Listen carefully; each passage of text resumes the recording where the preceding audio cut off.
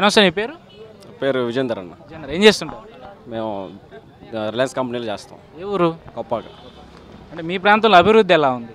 అభివృద్ధి అంటే నాకు తెలిసిన తర్వాత ఇలాంటి అభివృద్ధి లేదు. అంత ముందలు చేసిన ఎమ్మెల్యేలు ఉన్నారు.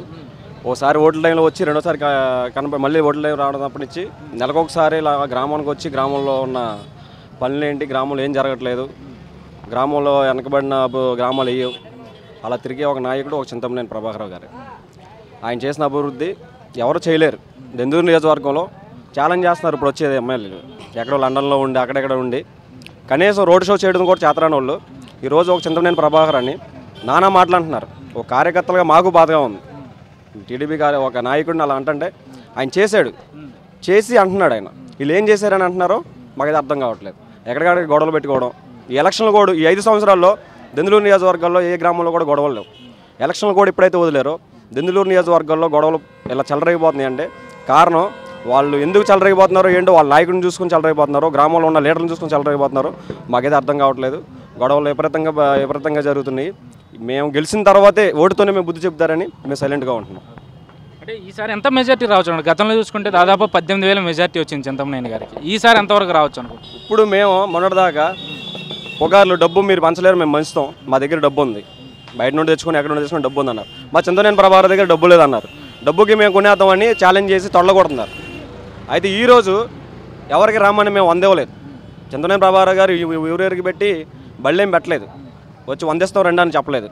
దీనిలో ఇప్పుడు నామినేషన్కి ఈ అభిమానంతో వచ్చిన జనాన్ని చూస్తే 30,000 మెజార్టీ వస్తుందని మేము అనుకుంటున్నాం. అదే రాష్ట్రం విషయానికి వచ్చేసరికి చంద్రబాబు నాయుడు గారి పరిపాలన ఎలా ఉందంటారు? రాష్ట్రానికి వచ్చి చంద్రబాబు నాయుడు పరిపాలన ఇప్పుడున్న జనం అయితే వాళ్ళకి ఏమీ కనిపించట్లేదు అంటున్నారు.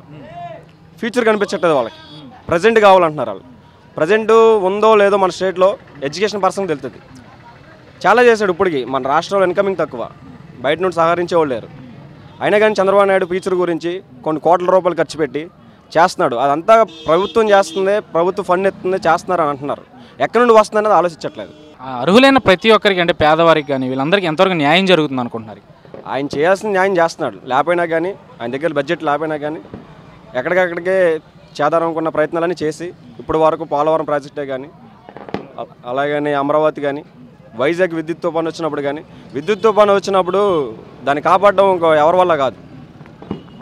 ఒక చంద్రబాబు నాయుడు గారు ఫ్యూచర్గా ప్లాన్ చేసి ఆ జనాన్ని కాపాడడం కానీ, అప్పటికప్పుడు 4 రోజుల్లో ప్రాణహాని ఏం జరగకుండా కరెంటు తీసుకురావడం కానీ, ఆయన అభివృద్ధి ఒక 4 రోజులు ఆయన మొత్తం స్టేట్ మొత్తం చూశారు. ఇండియా వేస్గా మొత్తం అందరూ చూశారు. విద్యుత్ తుఫాను వస్తే ఎవరు ఏ సీఎం అవ్వదు.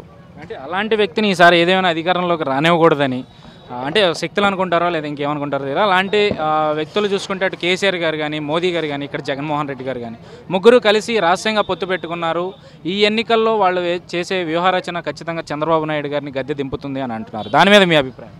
దాని మీద మరో అభిప్రాయం అంటే ఆయన చేసిన అభివృద్ధి మేము అనుకునేది ఏంటంటే జగన్మోహన్ రెడ్డి రాని, పవన్ కళ్యాణ్ రాని, ఎవరు వచ్చినా కానీ ఇప్పుడు గ్రామంలో ఏదన్నా ఎవరైనా చిన్న కుర్రోడు తప్పు చేస్తే 4 పెద్దలు మాట్లాడతారు.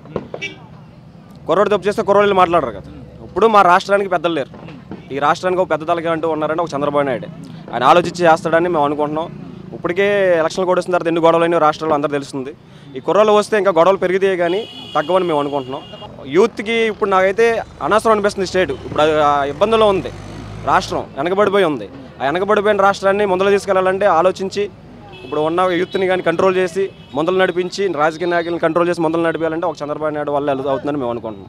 అంటే మనం ప్రధానంగా చూసుకుంటే కేసీఆర్ పక్క రాష్ట్ర ముఖ్యమంత్రి అయిన కేసీఆర్ గారు చంద్రబాబు నాయుడు గారికి రిటర్న్ గిఫ్ట్ ఇస్తాను అనే దాంట్లో భాగంగానే ఇక్కడ రాజకీయాల్లో ఆయన వేలు పెట్టడం, ఇక్కడ క్రియాశీలక పాత్ర ప్రత్యక్షంగా కాకపోయినా పరోక్షంగా ఆయన వ్యవహరిస్తున్నారని చెప్పి అని అంటున్నారు. దాని మీద మీ అభిప్రాయం? దానివల్ల చంద్రబాబు గారికి నష్టం అనుకుంటున్నారా, లాభం? దానివల్ల అయితే ఈ స్టేట్కి నష్టం ఏం లేదు, మాకే లాభం అనుకుంటున్నాం మేము.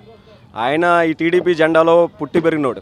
టీడీపీ జెండా లేకపోతే ఆయన ఒక నాయకుడు కాదు. ఈరోజు ఆ సంగతి ఆయన మర్చిపోయి మాట్లాడుతున్నాడు. జనం ఇప్పుడు నిన్నగా మొన్న ఓటు వచ్చిన ప్రతి ఒక్కరికి తెలుసు టీడీపీ కేసీఆర్ ఎక్కడి నుండి వచ్చాడు, కేసీఆర్ సొంతంగా పార్టీ పెట్టాడా, లేకపోతే వాళ్ళ నాన్నగారి దగ్గర నుండి పార్టీ ఏమైనా వచ్చిందా, లేకపోతే జనాలను అభివృద్ధి చేసి ఇండిపెండెంట్గా ఏమైనా కేసీఆర్ ఏమైనా గెలిచాడా, అది లేదు. రాజకీయాల్లోకి మొట్టమొదటిగా వచ్చి చంద్రబాబు నాయుడు టవల్ కప్పితేనే రోజు రాజకీయం చేస్తున్నాడు కేసీఆర్. ఆ విషయం జనాలందరికీ తెలుసు. మేము అదే అనుకుంటున్నాం. అతని చేతి కింద వచ్చిన వాళ్ళు అతనే ఇన్ని మాటలు మాట్లాడుతుంటే ఇలాంటి వాళ్ళని చాలామందిని పైకి లేపిన చంద్రబాబు నాయుడు ఏం మాట్లాడకుండా, గొడవలకు వెళ్లకుండా, ఇప్పుడు పవన్ కళ్యాణ్ అనేక మాటలు అన్నా కానీ, జగన్ ఎన్ని మాటలు అన్నా కానీ చంద్రబాబు నాయుడు రిటర్న్ ఏం మాటలు మాట్లాడు. ఎందుకంటే ఆపుతాడు, గొడవలు వద్దంటాడు, మామూలుగా దీన్ని ఓటుతో సమాధానం చెప్పండి అని ప్రజలను అడుగుతాడు, అభివృద్ధితో సమాధానం చెప్తానని ఆయన అనుకుంటాడు.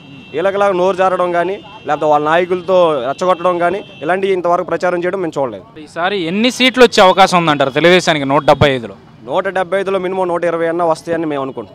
మాకు తెలిసిన ఈ మేము తిరుగుతున్న ఈ నాలుగు జిల్లాల్లో చూసుకుంటే 4 జిల్లాలో తెలుసు మాకు. ఈ 4 జిల్లాల్లో మొత్తం చూసుకుంటాం మేము మినిమం 120 సీట్లు వస్తాయని మేము అనుకుంటాం.